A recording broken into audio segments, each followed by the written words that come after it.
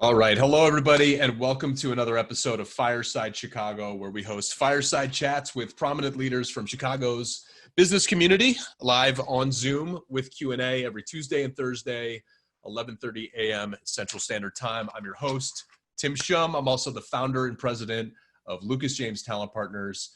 We're going to be speaking with Joe Holberg today. We're going to be talking personal finance, financial education, a little bit about his company, Holberg Financial. Before we get into Joe, I just wanted to highlight some of the upcoming guests that we have. Now, if you're live on Zoom, you're seeing that Joe is the last guest that we have in May. Headed into June, just wanted to give you a little bit of a sneak peek into some of the guests that are coming on board. We have Mike McMahon from Jump Capital. We have Samara Mejia Hernandez from Chingana Ventures, another venture capitalist. We have Michael Krassman, co-founder of Hierology and co-founder of Urbanbound, coming on board. Matt Silver, co-founder and CEO of Forager Logistics. They just raised a ton of money. They're doing some great stuff in the logistics space. John Bertrand and Seth Rainford, CEO and president of IDX Technologies. IDX is the first FDA-approved AI diagnostic tool for medical devices. It's the future of medicine, future of AI. They're at the forefront of it. So if you're interested in healthcare, what's happening in that space, definitely check that one out. And then last but not least, we have a special guest, Brent Sopel, former Chicago Blackhawk, former Stanley Cup champion, current founder of the Brent Sopel Foundation, helping out children with dyslexia. Moving along to our guest today, Joe Holberg is the founder and CEO of Holberg Financial, a financial wellness benefit for employees. He's also an author of 2 books. The first one being Rogue Finances, the Unsystem, designed to help you become financially healthy, successful, and awesome. And most recently, a brief disclosure on the definition and tenets of financial justice. Ladies and gentlemen, Joe Holberg. Joe, what's happening?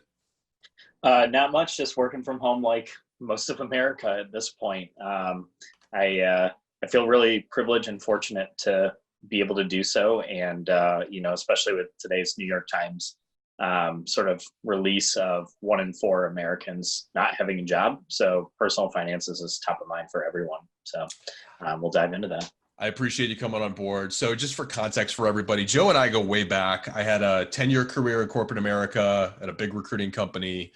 I started Lucas James Talent Partners in 2018. I had a 2.5-year non-compete that I waited out as a sales consultant. So I was helping early stage entrepreneurs like Joe to talk about sales strategy, go-to-market strategy, marketing strategy. I was also a mentor at 1871. So if you're in the tech community, you're familiar with 1871. It's an incubator program / co-working space / community for entrepreneurship in Chicago. It's at the Merchandise Mart. That's where I met Joe. Joe was just getting Holberg Financial off the ground. This is going on 4 years ago. So Joe and I have kept in touch, but I wanted to have a show around personal finance, especially in the times that we have today. And of course, let Joe talk about his company a little bit. But I mean, this COVID situation, you just said it, 1 in 4 Americans are out of work. We've lost 40 million jobs in the last 9 weeks. Another number just came out this morning. There's a lot of individuals that got caught off guard with this situation as it relates to their individual and family finances. I know we're going to be talking about some stats today, but I mean, you don't need to be a statistician. You don't need to be in the finance industry to understand that student loans are at an all-time high. People are living paycheck to paycheck, regardless of their income level. Credit card debt is at an all-time high. So even before this, individuals and families were in a situation where they were living paycheck to paycheck. And for 40 million individuals, that paycheck just went away. So I'm so happy to be talking to you about this. I think, the folks that are listening to the podcast, that are attending live on Zoom, are probably interested in personal finance and looking at their individual situation. So Joe, let's just start off by talking, we'll get into your company in a second, but you're a subject matter expert in this field. Talk a little bit about your take on this situation at a macro and micro level.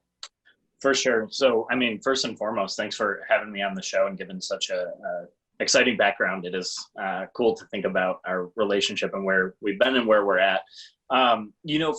From our perspective, we really are in sort of the middle of this micro and macro sort of economic situation as a financial wellness benefit. Companies actually offer our platform and our coaching to their employees. And so we're simultaneously delivering a financial education and wellness benefit to the employees, which gives us an incredible amount of insight into this micro side of the equation.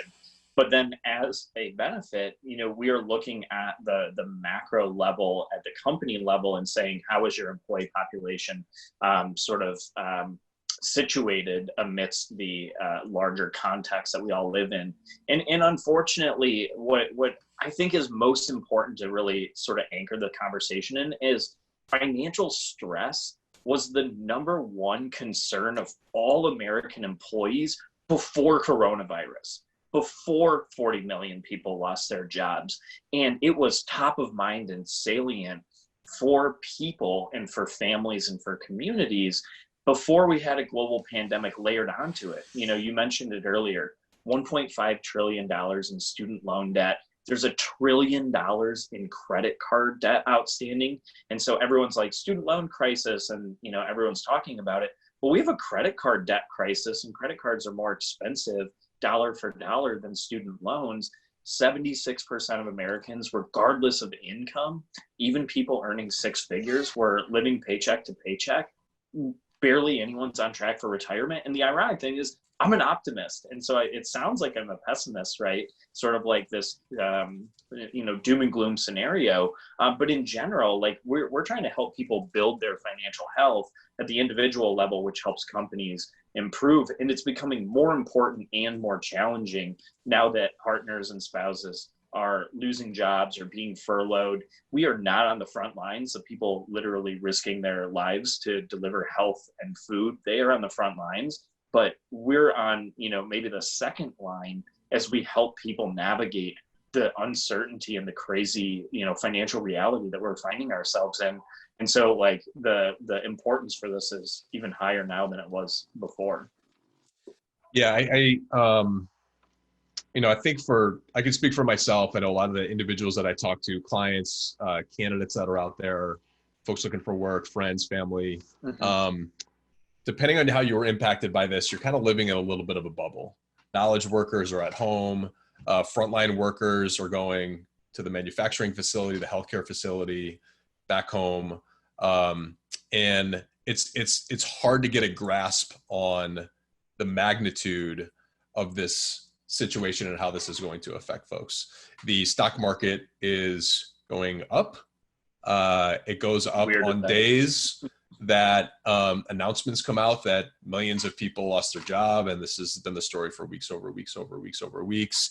I think, unfortunately, I like to consider myself a historian, but unfortunately, I think, unemployment leads to decreased spending habits, right? Luxury items go down, all that kind of stuff.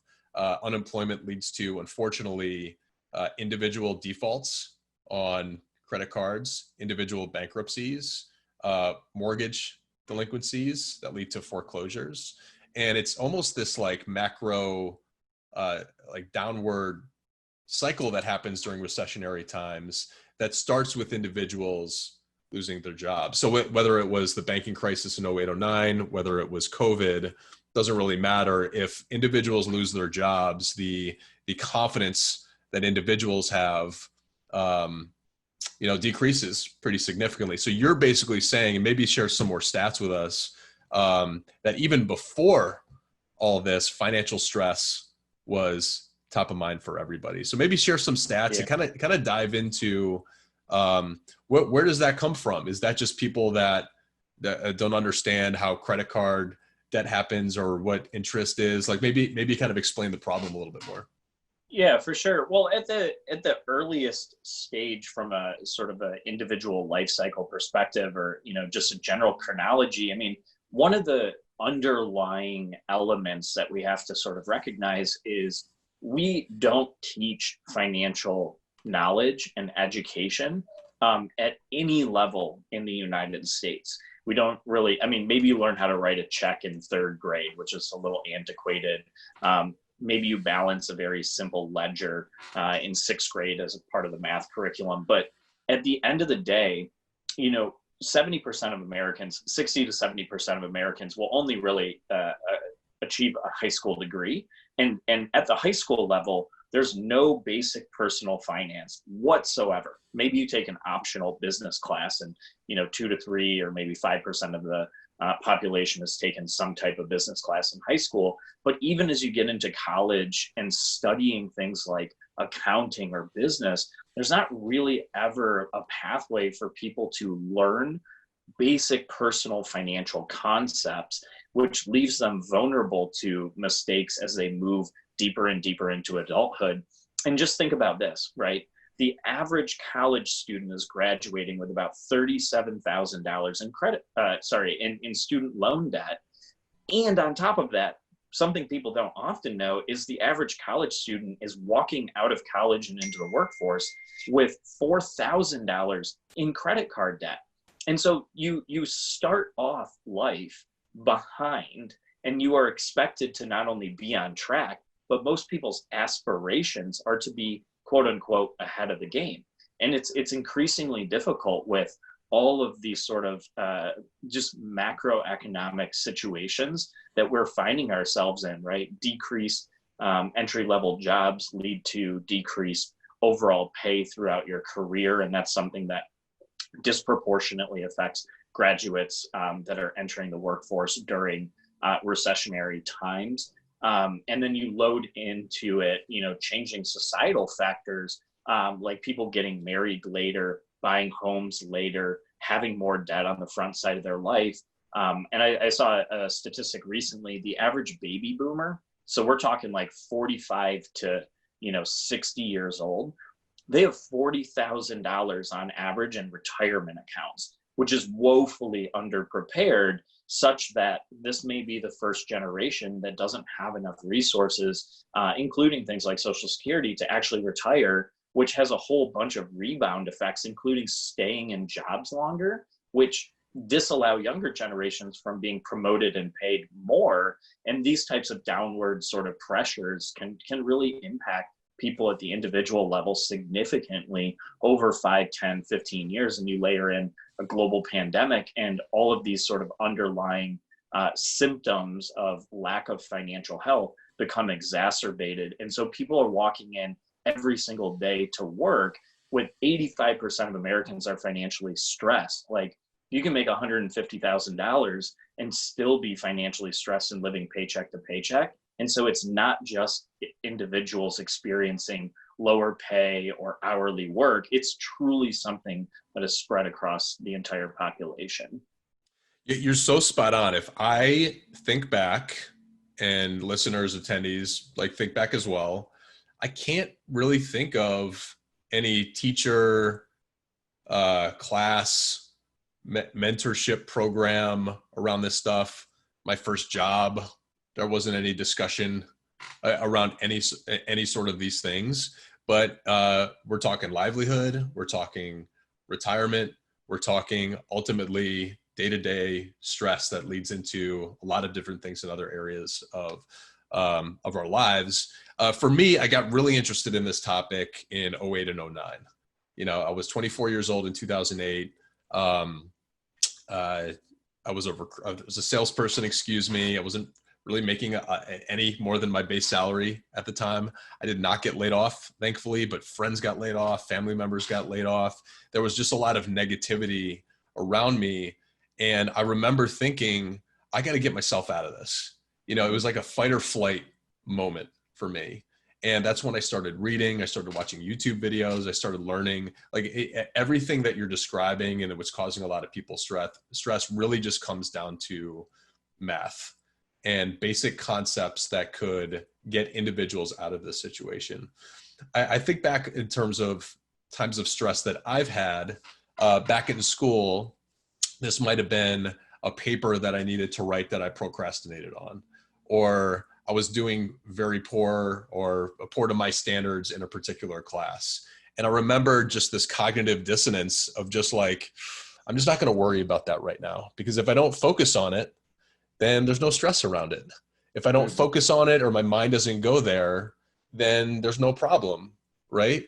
And I'm curious what you think, or your research, or the work that you do at Holberg Financial, is that how people look at their finances when they get in trouble? And is that it's causing this cascade of going deeper and deeper into debt and never really having the opportunity to get out of it? Yeah, I think the fight or flight mechanism, from a physiological standpoint, has a lot of validity when we think about our response to not immediate danger, but just sort of like stressful situations. The behavioral component is actually one of the things that we do very well and are doing very differently than like the traditional sort of like instruction-based approach, right? You go to a traditional financial advisor at, let's say Merrill Lynch or Fidelity or whatever, and essentially you sit down and somebody like tells you what to do, and it like gives you a cursory explanation, like you need to save more for retirement so you can retire someday, and you're like, okay, I get it. But for most people, this fight or flight actually has a third dimension, and it's freeze.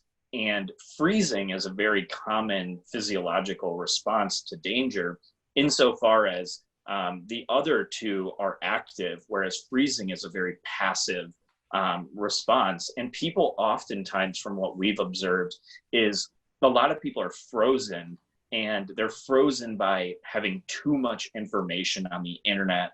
They have too much conflicting information coming from peers or relatives or trusted sources. And so what we've actually tried to do is we have built a customized education platform that gives you information that is relevant to you, that is actionable, that allows you to unfreeze yourself.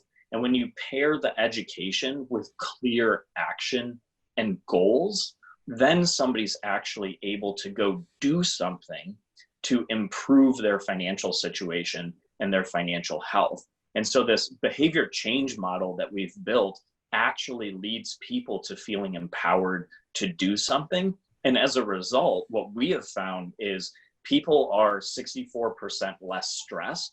They're 58% more confident that they're doing the right thing and moving in the right direction. And then numerically on the balance sheet, on average, people are paying off about $1,400 in credit card debt and building their savings by $2,600. And what I say, during a sales meeting, right, when I'm talking to companies, like, why should we invest in financial wellness? The answer is very simple. Your people will like you more, they will stay longer, and in effect, you're giving them a $4,000 pay raise for a very affordable cost. And so, the ROI aside, not to go too far into it, the platform we've built is literally helping unlock the ability to make progress and move forward. And you can't just do that by Googling the internet. And Tim, I would say you are more of like a self-starter, and maybe in this like niche 5% of learners that can do that independently and autonomously. The vast majority of Americans, whether it's personal finance, biology, fixing a car or a water heater, a lot of people don't just go solve problems. They need support structures to help them get results. And that's essentially what we've done and built. That's so impactful. And I think you're right. If it's a lot easier to say, hey, go to your HR representative or your 401k provider and carve out 1% of each paycheck. You're not even going to notice it. Go do that right now. Then, hey, you have to get yourself out of this situation holistically. You have to go learn about personal finance. Go do it. Mm-hmm. And I think that that freeze element is the same way that I would describe not doing anything for that paper that I had to write back then. Yeah, that's exactly right. Yeah.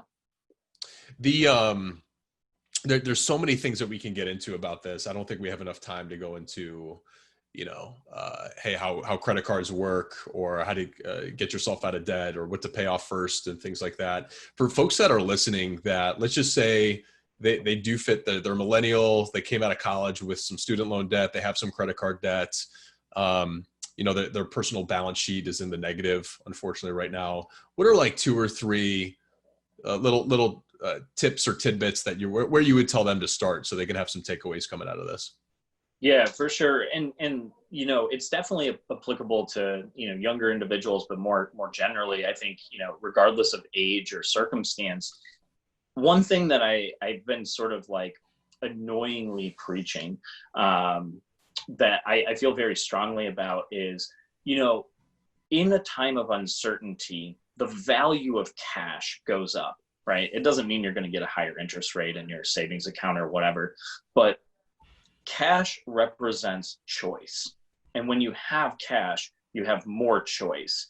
And when things are more uncertain, as they are now, you really have to prioritize the accumulation of raw savings. I'm not talking about, cash in a retirement account. Like, people just need to save more to get ready for the things that may happen. And I think we've been seeing that with unemployment numbers, right? The first wave of unemployment in the first, 4 to 6 weeks were largely individuals. Well, probably let's call it the first 2 to 4 weeks. That was largely hourly workers and contract workers that were very easy to move off of payroll. And as we've gone week by week, what you're seeing is we're seeing the cascading effect into traditional salaried and white collar or knowledge-based jobs. And so really, much like the virus, nobody is immune to losing their job. And so knowing that we are on a 9-week unprecedented slide to literally a level where the proportion of individuals that are unemployed now is approaching the Great Depression. We're past recession discussion, right? We're in a recession. Everything is going to confirm that. The question is, will we be in a depression? And will we be able to look at this in retrospect and say that? And in that time, you must prioritize cash. And then secondarily, if you can afford to do so, you really have to offload expensive debt like credit cards from your books. And ironic as the pandemic is, the fact that the CARES Act is allowing 45 million student loan holders to not make student loan payments for 4 or 5 months until the end of September, it's actually this huge opportunity for student loan holders to not only build up cash and avoid paying student loans in the next 5 or so months, but also tackle other higher priority debt, such as credit cards. It's this weird sort of positive silver lining from a financial perspective that I've been trying to encourage people to take advantage of if they don't owe student loans. I would tell people, as tough as this might be to do, if you're in debt in any form or fashion, just start reading up on the math around interest and credit cards and how that compounds over time. Because that's the root cause. It's all math. It's all, it's credit card companies, but really it's individuals that aren't paying it down as quick as they should.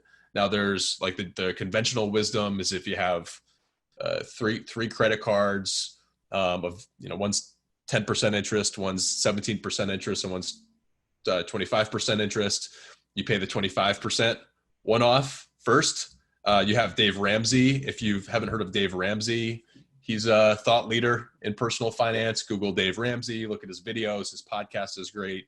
Just start getting educated around this.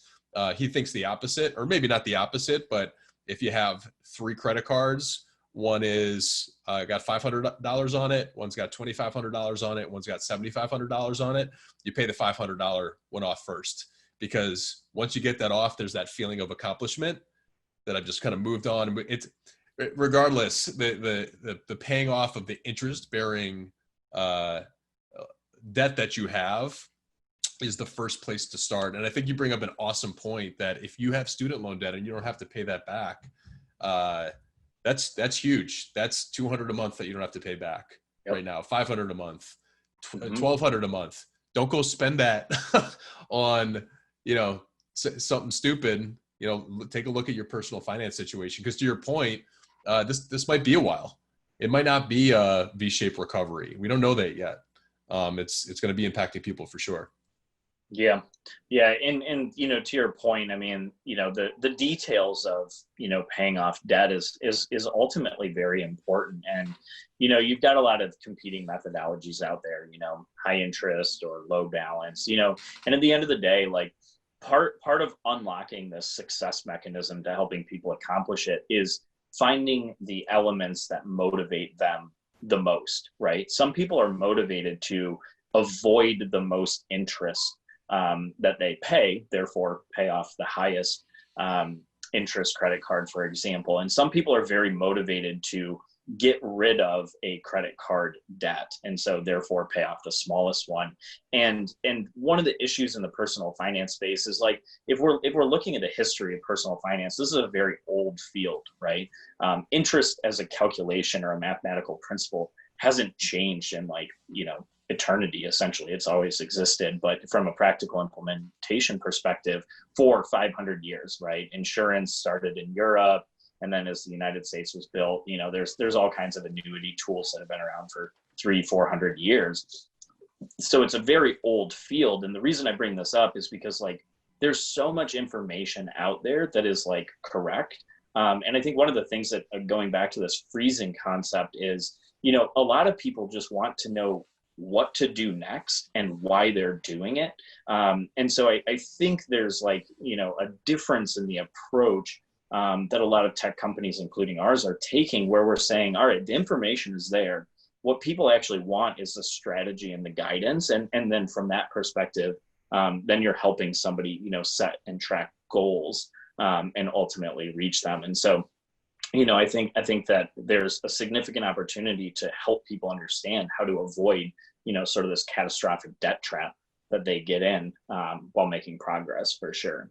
Especially in a time like this. One thing I really appreciated about the organization that I started working out of college was the default percentage that was applied to a 401k program was like 3% of paycheck. So unless you went out of your way to say, no, I want 0% taken out, I want that cash so I can spend it or what have you. So I just left it at 3%, and you don't know any better back then. Mm-hmm. And it just kind of goes. And then I've learned over time through doing research, the automatic way of paying yourself first or savings and just letting time pass is genius, and it does a lot. So if you're somebody that's like, hey, I gotta take a hard look at my situation, there's a few things that I would do, and Joe, I would love your take, and then I want to finish talking about Holberg Financial. There's a few things that I would do. I would set up automated payment of high interest rate debt that I have, so it automatically gets taken out of the checking account. I don't even think about it. I would set up automated retirement savings. So yeah, if you're in your 20s, your 30s, your 40s, your 50s, it just kind of happens. So whatever's left, that's the game that you play with. And then really what I learned the last recession was, like, there's really no reason to live above your means. We all get caught up with the, keeping up with the Joneses, counterparts driving a new car. I need to get a new car. Everyone's getting a nice swanky apartment or condo in downtown Chicago. That's, a crazy percentage of the income that you have. At the end of the day, we're all humans. If that stuff is going to cause you stress, which value are these things really providing you at the end of the day? So, I definitely lived above my means, before the last recession. The last recession hit me off my bike, was a swift, like, sucker punch to the gut. And, from there on out, I just live well below my means. It's revenue coming in or income coming in, and expenses or costs that are coming out. And I think if you can look at your personal situation like that and start today, you're going to be very, very happy that you did when you pick your head up 3 years from now. Well, yeah. And one of the fun things is if you go out and ask, 35 people, just a random sample, if you ask 35 people that are 40 and above, do you wish you would have started paying attention to your finances sooner or later than you did, whatever time that is? 100% of people will say, I should have paid attention to this sooner, right? And so, there's sort of this hindsight effect where most Americans, because of the society we have built, most Americans will live beyond their means for some period in their lives. And for everyone, that's different, right? For some people, it's from age 22 to 24, and then the Great Recession hits, and then all of a sudden Tim is like buried in Reddit threads and like reading Dave Ramsey, right? And getting his stuff together. For other people, it's going to be a 10-year period after they have their second kid, and like you just sort of like, you're like, I got to do what it takes to make it work. But we live in a society that doesn't really have this idea of we can only spend as much as we have. And so we have the capacity to live beyond our means compared to Europe, right? Europe doesn't really have a robust personal credit system where you can just get a ton of credit and therefore go into debt. They don't have student loans by and large. And so the debt profile of individuals in a place like Europe is near zero, right? I mean, you may take out debt to like start a business, but like that's a different circumstance. That's not the individual per se.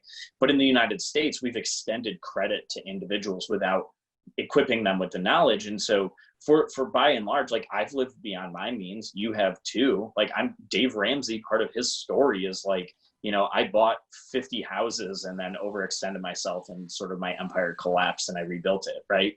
And so like, even if it's just like 1 or 2 credit cards or 50 houses, people generally are able to overextend themselves, and without sufficient education or guardrails, like that can lead people into these situations where they're sort of backpedaling in a global pandemic, a recession, or just in general living paycheck to paycheck for the vast majority of their lives, which is a pretty common story, right?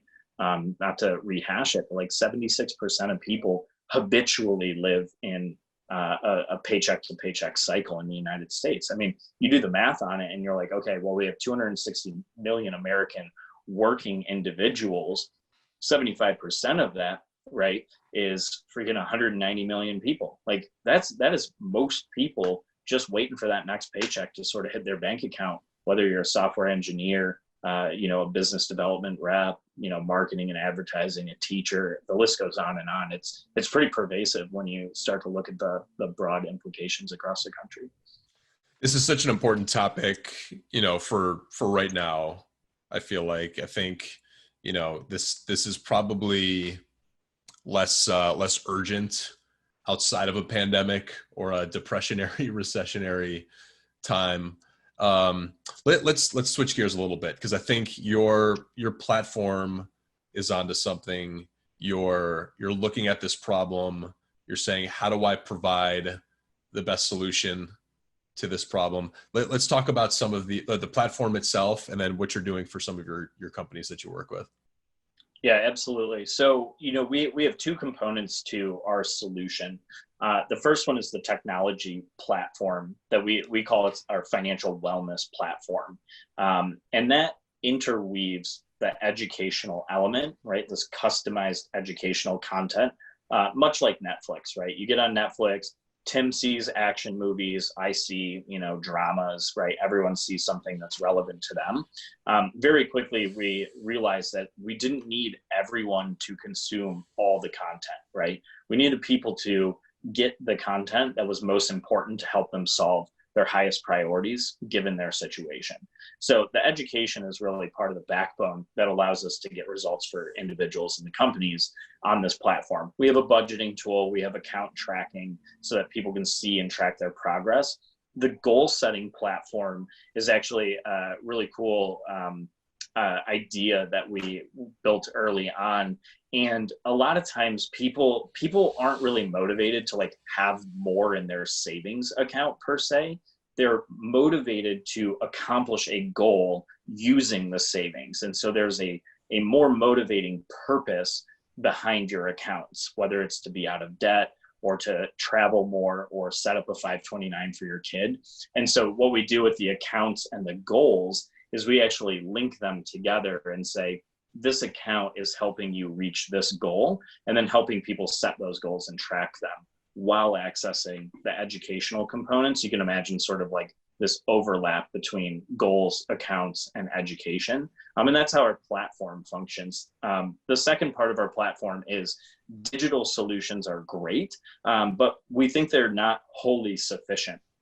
And so we have a financial coaching aspect that most of the companies we work with add in. And what that is, when an individual needs to speak to a human, they can quickly schedule a financial coaching session with one of our coaches. And so, you can imagine sort of like making some decisions, tracking some goals, updating your accounts, watching the education, and then all of a sudden, you wake up and, you're pregnant, or you got in a car accident and you need to replace it. And you just can't do that with a digital platform. You need somebody to talk to. You go on, you grab a financial coaching session, and then somebody's in your corner, getting to know you, supporting you, and steering you in the right direction. And so those two elements of our platform marry sort of the platform plus the people approach. So this is my understanding an employee benefit. So correct. If I'm salesperson, line worker, whatever at ABC company, and my human resources department engaged Holberg Financial, this would be part of one of the tools or resources that I have access to as an employee. That's right. Yeah, and there's a couple of keys here in structuring it as an employee benefit.